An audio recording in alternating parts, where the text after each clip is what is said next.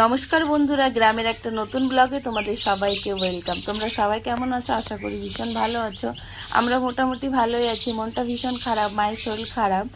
মায়ের পেটে ব্যথা ছিল কিছুদিন ধরে, তারপরে চেক আপ করার পরে দেখি মার পেটে টিউমার হয়েছে। তাই মায়ের অপারেশন হবে বলে মাকে হসপিটালে ভর্তি করে এসেছি। যেহেতু আমি এখন বাপের বাড়িতে আছি, বাবা, ভাই, আমি, বরমশাই সবাই একসঙ্গে আছি। হসপিটালে মায়ের কাছে কেউ নেই, তাই আজকে দিদি বাড়ি যাচ্ছি। বরমশাই, আমি আর ছেলে তিনজনেই। বরমশাই বলল চলো দিদিকে নিয়ে আসি, কারণ দিদি যদি বাড়িতে থাকে তাহলে আমি গিয়ে মার কাছে হসপিটালে থাকতে পারবো। তো দিদি বাড়ি যাওয়ার পথে দেখো বিশাল বড় বড় একটা গর্ত, মনে হচ্ছে একটা পুকুর কেটে রেখেছে এরা। তো যাই হোক, আমি দিল্লি থেকে এসেছি বাপু, আমার কিছু বলার দরকার নেই। এরা ভোট নেওয়ার সময় ভোট নেবে ঠিকই, তখন কত কিছু বলে, আর যখন ভোট নেওয়ার সময় আসে কিন্তু এখন যখন রাস্তাটা খারাপ হয়ে গেছে, এখন যখন বলা হচ্ছে রাস্তা ঠিক করে দিতে, এখন এক একটা বাহানা করছে, বলছে পুজোর পরে নাকি করবে। যাই হোক, আমার কিছু বলার দরকার নেই বাপু, আমি যাচ্ছি দিদি বাড়িতে। তো দিদি বাড়ি আর একটু সামনেই আছে, বেশ আধা ঘন্টার মতো লাগে আমার বাপের বাড়ি থেকে দিদি বাড়ি। তো দিদি বাড়ি যাচ্ছি আমি, হচ্ছে অনেক দিন পরে, এটা হচ্ছে 4 বছর পরে দিদি বাড়ি যাওয়া। আর বর্মশা ফার্স্ট টাইম যাচ্ছে। এটা হচ্ছে দিদিদের বাজার, দিদি বাড়ি হচ্ছে রসাখোয়া।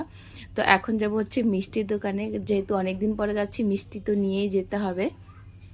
এইগুলো কালোগুলো কত করে, লম্বাগুলো কত করে পিস দাদা? হ্যাঁ, 7 টাকা তো 10 টাকা। ভালো হবে তো মিষ্টি? কোনো গুড়ের মিষ্টি নেই? ঠান্ডার দিনে হয় না।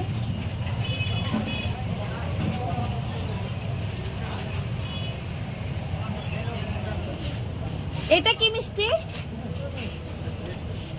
আর কেজি হিসাবে নিলে দাদা? হ্যাঁ, আর নিচের গুলো। এখন আমরা চলে এসেছি দিদি বাড়ি, আর এখানে হচ্ছে দিদি ভাত বাড়ছে থালায়, খাওয়া দাওয়া হবে এখন একসঙ্গে। তো চলো খাওয়া দাওয়াটা কমপ্লিট করে নিই। কমপ্লিট হয়ে গেছে, এখন দিদি বাড়ি থেকে বেরোবো, যেহেতু মায়ের কাছে যেতে হবে আজকে হসপিটালে। দিদিকে বাপের বাড়ি রেখে আমি মায়ের কাছে গিয়ে থাকবো। মায়ের শরীরটা ভীষণ খারাপ, মেয়ে হয়ে যদি মায়ের সঙ্গে না থাকি সেটা কেমন দেখায় বলো? অত দূর থেকে আমি এসেছি শুধু মায়ের সঙ্গে থাকবো বলে, সময় কাটাবো বলে, দিল্লির থেকে আমার আসা 4 বছর পরে, সেটা যদি আমি সম্পূর্ণই না করতে পারি তাহলে কেমন মেয়ে হলাম আমি?